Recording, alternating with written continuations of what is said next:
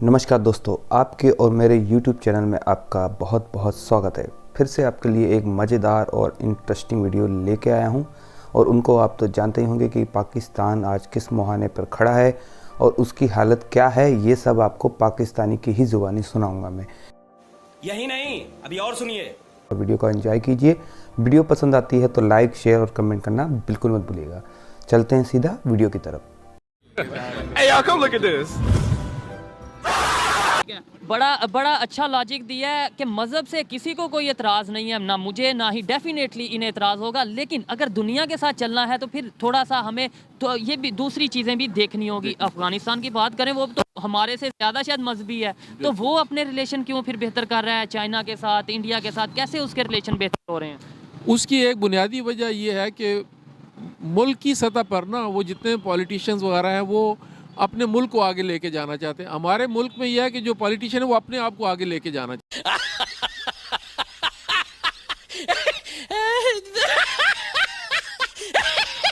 चाहता है। अब आप देख लें कि आपकी नून लीग इस्टेब्लिश हुई, वो भी बनाई गई। इसी तरह से MQM का रोल हमारे सामने है। इसी तरह जब तहरीक इंसाफ बनी तो उसको चलने नहीं दिया गया, या वो इतने विजनरी नहीं थे कि वो इस सारी सूरत हाल से मतलब आगे निकल सकते।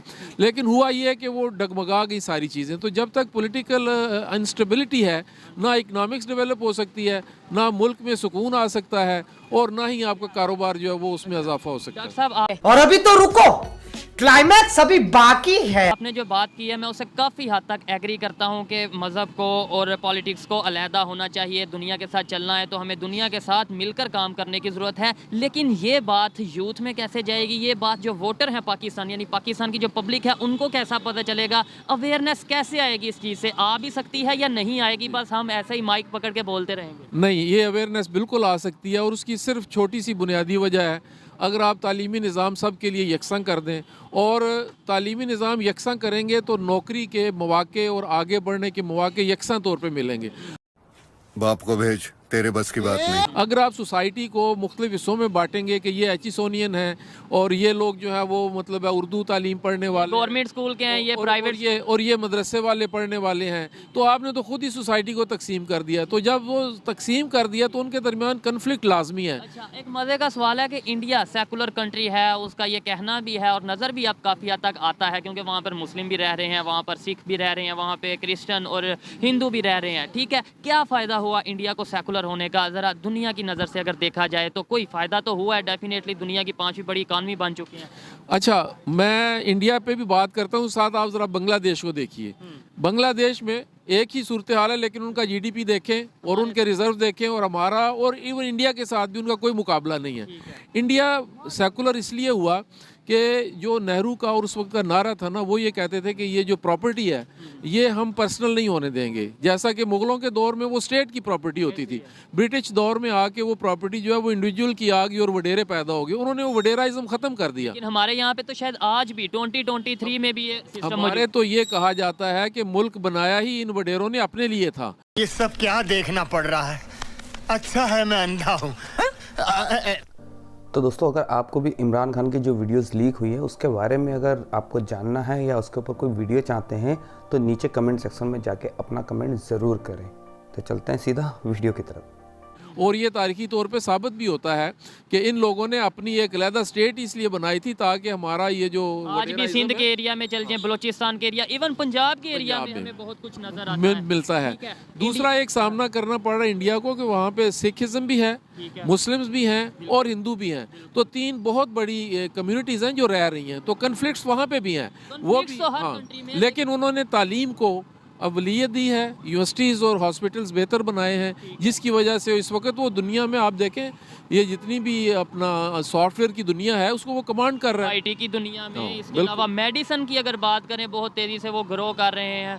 ठीक है, क्या कहना चाहेंगे? हमें सीखना चाहिए अपने नेबर से? मैं कहता हूँ जी, बिल्कुल सीखना चाहिए। जो वो कहते हैं ना कि अगर बंदे को खुद समझ ना आ रही तो दीवार से पूछ लेना चाहिए, तो वो तो फिर लोग हैं, समझदार हैं, और हमारे सामने वो सारी चीज़ें, और हमारे मसाइल भी एक जैसे हैं, इलाका एक जैसा है। अगर बात करें उसकी 80s के टाइम की, 70s के टाइम की, पाकिस्तान भी ग्रो कर रहा था, पाकिस्तान की भी इकॉनमी काफ़ी हद तक बेहतर थी, एशियन टाइगर कहलाया जाता था।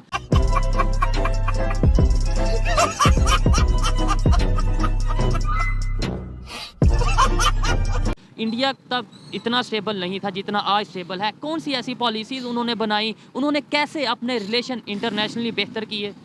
अच्छा, उनको कुछ बेनिफिट्स भी हैं। एक तो वो ज़ाते खुद देखें ना, 1 अरब से ज़ायद पॉपुलेशन है उसकी, एक पावरफुल है। दूसरा, उन्होंने अपने आप को इस्टेब्लिश भी किया है।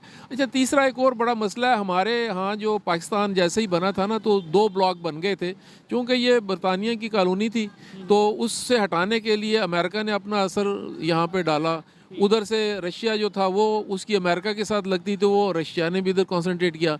तो हमारा जो पाकिस्तान है, ये रशिया और अमेरिकन जो फोर्सेस हैं उनके दरमियान में आज भी उसी तरह से सैंडविच हुआ हुआ है। और जब तक ये इन दोनों में से निकलेगा नहीं, तो ना हम अपनी पूरी एनर्जीज को इस्तेमाल कर सकते हैं और ना ही कोई बेहतरी की सूरत बन सकती है। हम नेबर्स के साथ रिलेशन ख़राब रखते हुए आगे ग्रो कर सकते हैं, ये पॉसिबिलिटी है? बिल्कुल, ये तो स्ट्रेटजिकली हमेशा ही, मतलब पाकिस्तान कायद-ए-आज़म ने भी कहा था कि ये बेस्ट प्लेस पर है, और अगर ये अपनी चीज़ों को स्टेबल करने में कामयाब हो गया तो ये इस मुल्क में बिल्कुल जैसे ताज में हीरा जड़ा होता है, ये इस तरह से इम्पोर्टेंट इस खित्ते में, एशिया इस खित्ते में इतना ज़्यादा अहम बन जाएगा। ठीक है, बिल्कुल। अच्छा लगा इनसे बात करके।